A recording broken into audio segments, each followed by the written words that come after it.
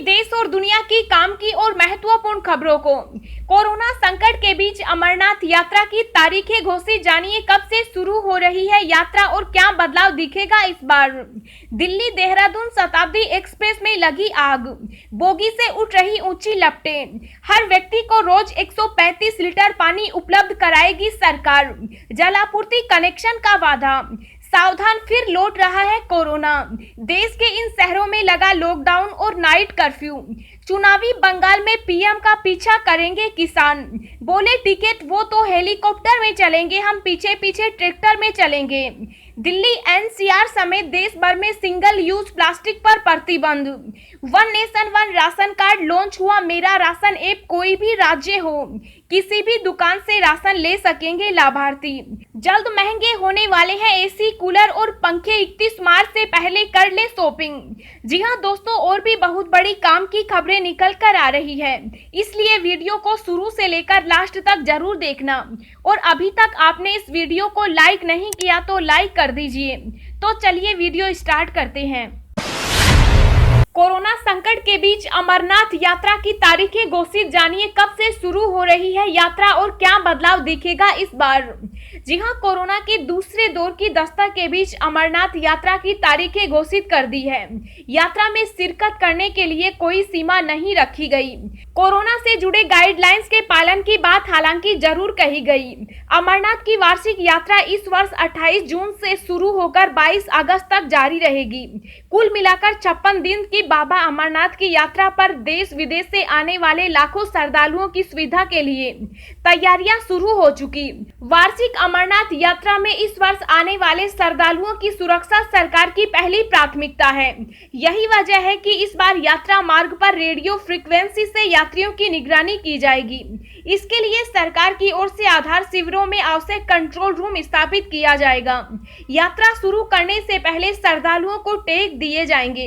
इनकी मदद से यात्रा मार्ग के दौरान उन पर पूरी तरह से नजर रखी जाएगी। ऐसा इसलिए किया जा रहा है ताकि श्रद्धालुओं से जुड़ी हर जानकारी का डाटा एकत्रित किया जा सके। अगर किसी आपात स्थिति में श्रद्धालु को कोई मदद चाहिए होगी तो तुरंत उस तक मदद और उपस्थिति की सटीक जानकारी मिल सकेगी। देश भर के कई राज्यों में कोविड संक्रमण की वापसी को देखते हुए इस बार यात्रा में कोविड प्रोटोकॉल का सख्ती से पालन करना होगा। सावधान, फिर लौट रहा है कोरोना, देश के इन शहरों में लगा लॉकडाउन और नाइट कर्फ्यू। जी हां, देश के कई राज्यों में कोरोना के बढ़ते मामलों ने एक बार फिर पाबंदियों की वापसी करा दी। शनिवार को 4 जनवरी के बाद पहली बार मामले 22,000 के पार पहुंच गए, जो चिंता का विषय है। महाराष्ट्र के अलावा केरल, पंजाब, कर्नाटक, गुजरात और तमिलनाडु ऐसे राज्य हैं जहां पर कोरोना के मामले तेजी से बढ़ रहे हैं, जिस वजह से कई शहरों में नाइट कर्फ्यू जैसे सख्त कदम उठाए गए। अब तक महाराष्ट्र और पंजाब में ही कोविड-19 मामलों की संख्या में बढ़ोतरी नजर आ रही थी, लेकिन अब ऐसी स्थिति कई राज्यों में बन गई है। दिल्ली, हरियाणा, गुजरात, राजस्थान, मध्य प्रदेश में बीते कुछ हफ्तों में तेजी से मामले बढ़ रहे हैं।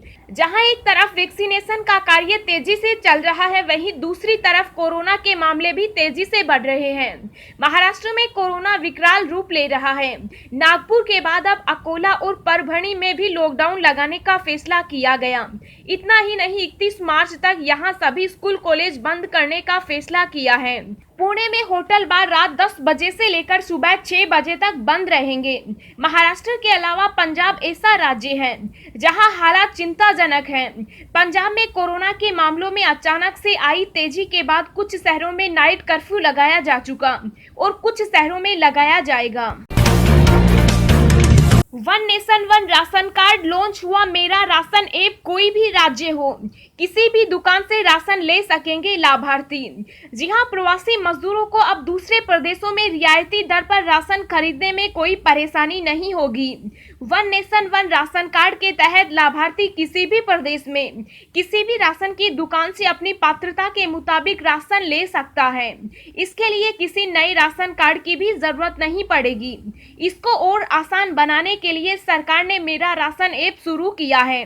खाद्य एवं सार्वजनिक वितरण मंत्रालय के सचिव सुधांशु पांडे ने कहा कि यह ऐप प्रवासी मजदूरों के लिए बहुत लाभदायक साबित होगा।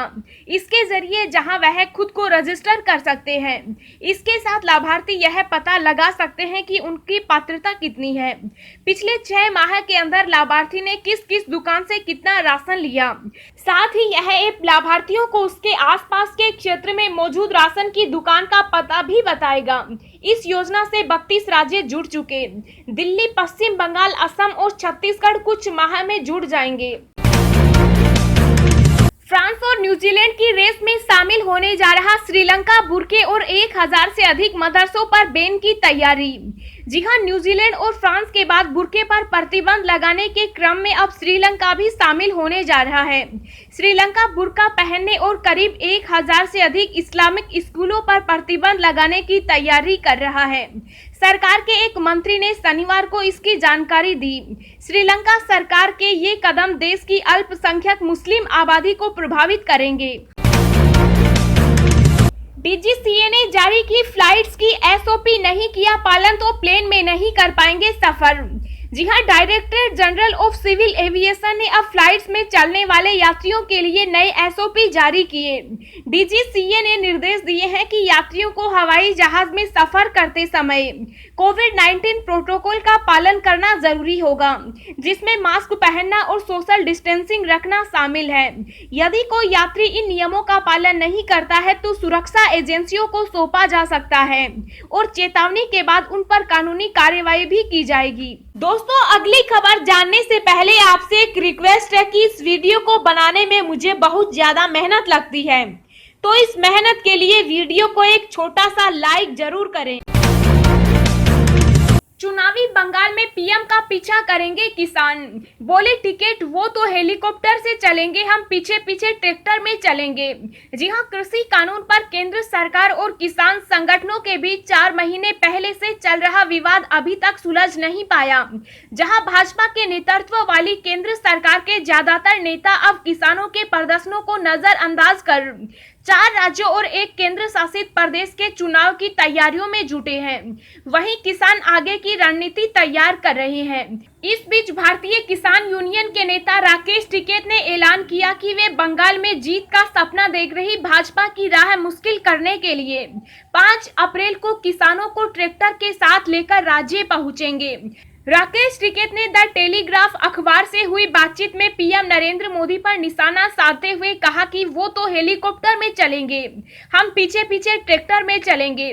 टिकैत ने बताया कि उनकी भाजपा के खिलाफ अब बंगाल में लड़ाई है।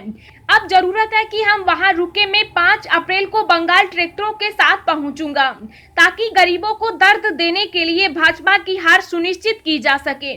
टिकैत ने कहा कि हम लोगों से अपील करेंगे कि वे जिस पार्टी को चाहे उसे वोट दें, पर भाजपा को नहीं। भाजपा को वोट देना राष्ट्रीय हितों के खिलाफ है। अगले साल से दिल्ली एनसीआर समेत देश भर में सिंगल यूज प्लास्टिक पर प्रतिबंध। जी हां, 1 जनवरी 2022 से देश भर में सिंगल यूज प्लास्टिक पर प्रतिबंध लग जाएगा। यही नहीं, 120 माइक्रोन तक की मोटाई वाली प्लास्टिक बैग और 240 माइक्रोन तक की मोटाई वाले गैर बुने हुए बैग का इस्तेमाल भी बंद हो जाएगा। प्लास्टिक कचरे के दुष्प्रभावों को ध्यान में रखते हुए केंद्रीय पर्यावरण, वन एवं जलवायु परिवर्तन मंत्रालय ने इस संबंध में अधिसूचना का ड्राफ्ट तैयार कर लिया। गौरतलब है कि गत फरवरी में प्रधानमंत्री कार्यालय ने प्लास्टिक के इस्तेमाल को सीमित करने के मद्देनजर बैठक रखी थी। इस बैठक में ही तय हो गया था कि माइक्रो प्लास्टिक यानी सिंगल यूज प्लास्टिक से बने आइटमों का इस्तेमाल जनवरी 2022 तक पूर्णतः बंद कर दिया जाए। इससे पूर्व 50 माइक्रोन तक के प्लास्टिक बैग और आइटमों पर ही प्रतिबंध लगाने का नियम था। देश भर में समान रूप से लागू होने वाले इन नए नियमों को प्लास्टिक अपशिष्ट प्रबंधन नियम 2021 कहा जाएगा। दिल्ली से देहरादून शताब्दी एक्सप्रेस में लगी आग, बोगी से उठ रही ऊंची लपटें, यात्री सुरक्षित। जी हां, दिल्ली से देहरादून जा रही शताब्दी एक्सप्रेस में आज अचानक आग लग गई। शॉर्ट सर्किट की वजह से शताब्दी एक्सप्रेस ट्रेन के C5 बोगी में आग लग गई। हालांकि दुर्घटना में किसी भी यात्री को नुकसान नहीं पहुंचा है। उत्तराखंड के डीजीपी अशोक कुमार ने मीडिया के साथ बातचीत में कहा कि शताब्दी एक्सप्रेस की जिस बोगी में आग लगी उससे यात्रियों को सुरक्षित तरीके से बाहर निकाल लिया गया। किसी भी मुसाफिर के घायल होने का समाचार नहीं मिला। जल्द महंगे होने वाले हैं एसी, कूलर और पंखे। 31 मार्च से पहले कर ले शॉपिंग। जी हां, लगातार बढ़ती महंगाई का असर अब बिजली उपकरणों पर भी पड़ने जा रहा है।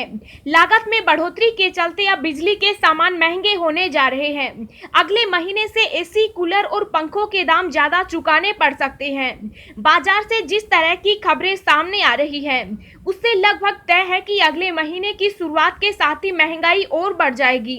जैसे जैसे गर्मी का सीजन करीब आता जा रहा है, एसी की जरूरत महसूस होने लगी। अगर आपने इसी महीने एसी नहीं खरीदा तो अगले महीने आपको ज्यादा पैसे चुकाने पड़ सकते हैं। लागत बढ़ने की वजह से कीमत में 4 से 6% बढ़ोतरी की जा सकती है। इसका असर ये होगा कि एसी की कीमत में 1500 से 2000 रुपए की बढ़ोतरी हो सकती है। बिजली उपकरण बनाने वाली कंपनी लागत बढ़ने का हवाला दे रही है। Polymers, copper, steel, packaging material के दाम में भारी उछाल से उत्पादन लागत बढ़ी है। कॉपर की कीमत रिकॉर्ड ऊंचाई पर पहुंच गई। इन्हीं सब वजहों से बिजली के घरेलू उपकरण महंगे होने जा रहे हैं। कूलर की कीमत में भी 1000 रुपए तक की बढ़ोतरी देखने को मिल सकती है। ऐसा नहीं है कि केवल एयर कंडीशन पर ही महंगाई की मार पड़ेगी, पंखा भी महंगाई की मार से नहीं बचेगा। तांबा महंगा होने की वजह से पंखे बनाने की लागत बढ़ गई, जिसकी वजह से अब कारोबारी पंखों के दाम भी बढ़ा सकते हैं। हरियाणा हर व्यक्ति को रोज 135 लीटर पानी उपलब्ध कराएगी सरकार, सीएम का जलापूर्ति कनेक्शन का वादा। जी हां, हरियाणा में मुख्यमंत्री मनोहर लाल ने प्रदेशवासियों को प्रति व्यक्ति प्रतिदिन 135 लीटर पानी उपलब्ध करवाने का वादा किया। उन्होंने बजट अनुमान 2021-22 में जल जीवन मिशन कार्यक्रम के तहत 1.65 लाख घरों में नल के माध्यम से जलापूर्ति कनेक्शन उपलब्ध कराने का लक्ष्य निर्धारित किया। बजट पेश करने के दौरान मुख्यमंत्री ने कहा कि जल जीवन मिशन कार्यक्रम के तहत केंद्र सरकार ने वर्ष 2024 तक सभी घरों में नल के माध्यम से जलापूर्ति कनेक्शन उपलब्ध कराने का लक्ष्य निर्धारित किया है, मगर हमारी सरकार इस कार्य को केवल वर्ष 2022 तक ही पूरा करने का लक्ष्य तय कर लिया है।